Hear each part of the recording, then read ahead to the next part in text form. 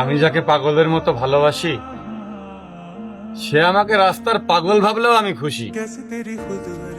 কিন্তু যার ভালোবাসা এতদিন পেয়েছি বলে বিশ্বাস করেছি, হঠাৎ যদি তা ভুল প্রমাণিত হয়, আমি কার দোষ দেব? আমি আমি নিজেই দোষী। দেখলাম যে ভালোবাসে সে ঠিক ফিরে আসে, হয়তো কিছুটা সময় একা রেখে যায়, তবে মনে মনে ঠিক থেকে যায়। সে আমার ঠিকই হইল, তবে আমার রইল না। এই চোখে চোখ রেখে বলে আমায় প্রেমিকা বইল না।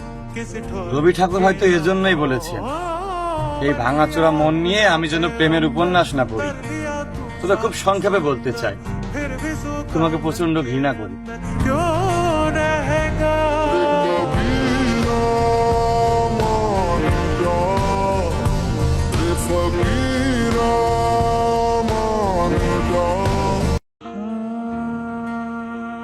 আমি যাকে পাগলের মতো ভালোবাসি সে আমাকে রাস্তার পাগল ভাবলেও আমি খুশি। কিন্তু যার ভালোবাসা এতদিন পেয়েছি বলে বিশ্বাস করেছি, হঠাৎ যদি তা ভুল প্রমাণিত হয়, আমি কার দোষ দেব? আমি আমি নিজেই দোষী।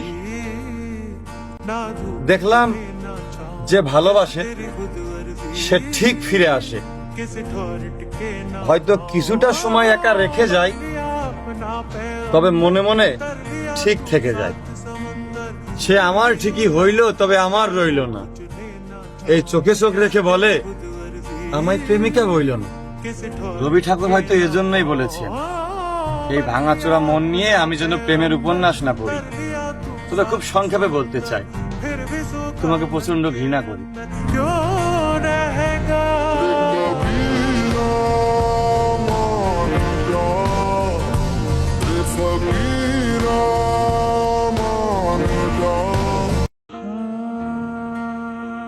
আমি যাকে পাগলের মতো ভালোবাসি সে আমাকে রাস্তার পাগল ভাবলেও আমি খুশি।